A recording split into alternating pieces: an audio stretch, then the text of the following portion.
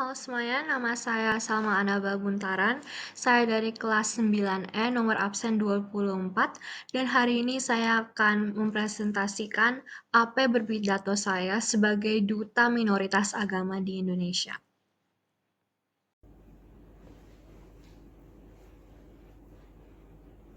Assalamualaikum warahmatullahi wabarakatuh. Salam sejahtera untuk kita semua. Om Swastiastu, Namo Buddhaya. Salam kebajikan, salam persatuan, dan selamat Hari Kemerdekaan ke-79. Yang terhormat Presiden Republik Indonesia Bapak IR Haji Joko Widodo, Menteri Agama Republik Indonesia Bapak Yakut Choil Komas, Menteri Pendidikan, Kebudayaan, Riset, dan Teknologi Indonesia Bapak Nadiem Anwar Makarim BA beserta staf, Dirjen Kementerian Hukum dan Hak Asasi Manusia Profesor Yasona Hamongan Lauli, SH MSc PhD, Gubernur DKI Jakarta Bapak Anies Rashid Baswedan SEMPP PhD, Wali Kota Tangerang Selatan Dr. Haji Benyamin Davin, para kepala sekolah SMP dan SMA se-Jabodetabek, dan para siswa undangan se-Jabodetabek.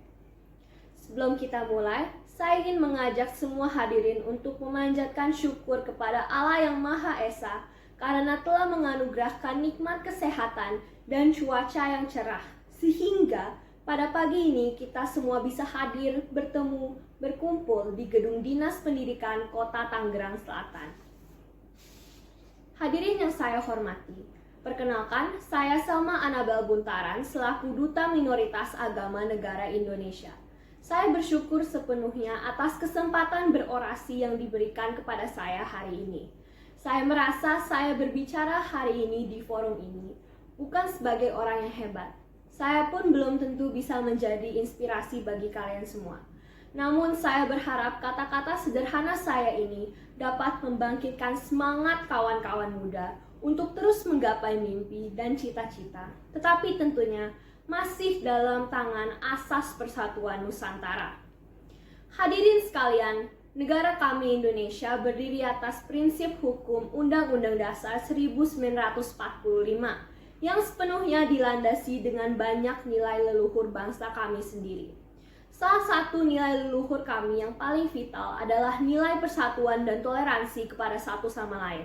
Sebagai generasi Z, kami bertanggung jawab dalam beberapa tahun ke depan atas alur cerita yang akan dijalani oleh negara ini agar tentunya menjadi negara yang lebih maju, sejahtera, hebat, dan terkemuka di mata dunia internasional. Hadirin yang saya kasihi sekalian, Indonesia, negara kami adalah negara yang dapat merdeka atas kuasa Tuhan Yang Maha Esa. Agama dan kepercayaan terhadapnya tentunya dianut oleh sebagian besar masyarakat kami. Sudah sepantasnya kami semua menghormati agama satu sama lain, bukan? Namun kenyataannya sangat berbeda dari yang Bapak Ibu bayangkan. Jauh berbeda. Suatu hal yang kerap saya perhatikan dalam kehidupan beribadat sehari-hari kami tidak mempunyai basis kesetaraan dan tidak sepenuhnya saling menghormati. Mungkin saja banyak dari hadirin sekalian melihat bahwa Indonesia adalah negara yang sangat kuat dalam melaksanakan agamanya. Namun apakah Bapak Ibu sekalian yang duduk di hadapan saya sekarang yakin bahwa semua orang mendapatkan perlakuan yang sama saat beribadah? Saat saya memikirkan sebuah topik pidato untuk hari ulang tahun Ibu Pertiwi kami semua, hanya satu topik yang benar-benar membuat saya terbungkam. Berapa banyaknya ribuan kasus ketidaksetaraan agama yang masih ada di negara persatuan kami. Kasus minoritas agama di Indonesia terkait dengan kekerasan seringkali muncul di banyak artikel berita. Sebuah lembaga pemantau kekerasan menyatat 264 kasus kekerasan terhadap mereka, maupun itu tindakan terorisme kepada umat yang sedang memuliakan nama Tuhannya, atau sekedar perlakuan kekerasan karena tidak ada rasa toleransi. Penganut agama minoritas di Indonesia juga tanpa henti berharap pemerintah Indonesia dapat mengakui keberadaan mereka sehingga bisa mengisi kolom agama di dokumen seperti KTP sesuai dengan agama mereka masing-masing. Politik kebebasan beragama kelompok minoritas di Indonesia juga dibincangkan dalam studi kasus Sunda Wiwitan di Kuningan dan Syah di Sampang. Bagi saya seorang diri, hal tersebut sungguh ironis. Bukankah moto negara ini Bhinneka Tunggal Ika, yaitu berbeda tapi satu? Bukankah sila ke-1 dasar negara kami berbunyi ketuhanan yang Maha Esa? Tapi mengapa walaupun dalam fondasi negara yang begitu memeluk perbedaan dan toleransi, tetap saja masih beredar konflik ketidaktoleransian? Bapak Habib Hussein Jafar pun pernah mengatakan bahwa bangsa ini kerap mengatasnamakan Tuhan untuk kepentingan pribadi, menyesatkan generasi bangsa dengan prinsip hidup yang sebenarnya tidak ada dalam kitab suci agama masing-masing. Hadirin sekalian, sebagai seorang yang mempunyai agama yang juga tidak diakui di Indonesia, saya merasa topik ini berhak diangkat dan dibahas di ruang publik. Masyarakat Indonesia kerap tidak peduli atas perlakuan agama minoritas di negara. Menurut saya, pada kesempatan ini saya ingin memperingati Hari Kemerdekaan Indonesia dengan memberi pedoman untuk selalu bersatu. Minoritas agama di Indonesia bahkan dapat mempunyai agama yang salah tertera di KTP-nya masing-masing. Menurut saya, itu sangat tidak menunjukkan toleransi dan berpandang sebelah mata kepada dasar ideologi dan hukum negara kami. Izinkan saya sedikit bercerita tentang kehidupan beragama saya dan keluarga saya di negara Indonesia. Saya berasal dari keluarga yang menganut kepercayaan agama Tao. Agama tersebut belum diakui di Indonesia, namun agama ini hampir mirip dengan kepercayaan agama Konghucu. Sebagai penganut agama yang belum diakui di Indonesia ini, jujur saya sendiri sering kali merasa tidak terinklusi dalam masyarakat.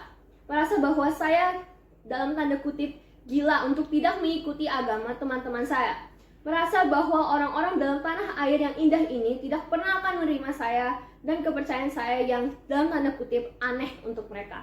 Tidak hanya itu Bapak Ibu sekalian, keluarga saya pun mempunyai perjuangannya masing-masing yang tidak pantas untuk sebenarnya kami alami. Sebelum era reformasi, pada jabatan Presiden keempat Indonesia kami, Gus Dur, para etnis Tionghoa tidak boleh merayakan Imlek secara terbuka. Ayah saya pun mengalami situasi tersebut sampai ia rela meninggalkan negara kami untuk kuliah di Amerika, negara yang jauh lebih menerima dia apa adanya pada saat itu. Saya bersyukur dengan sepenuhnya karena sekarang saya tidak pernah mengalami rasa ketidakadilan atau ketidaksetaraan dalam mengalirkan kepercayaan. Saya juga bersyukur atas sebagian masyarakat kami yang selalu terbuka, selalu bertoleransi, dan selalu menjaga inklusivitas dan persatuan bangsa kami.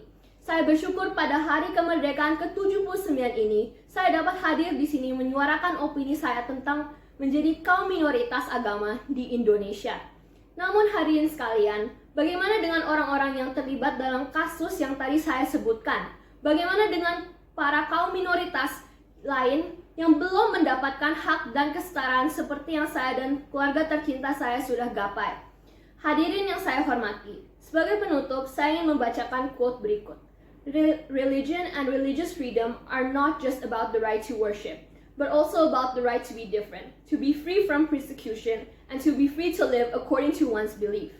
Saya yakin semua ajaran setiap agama adalah hal yang positif dan patut dihormati oleh berbagai umat yang lainnya.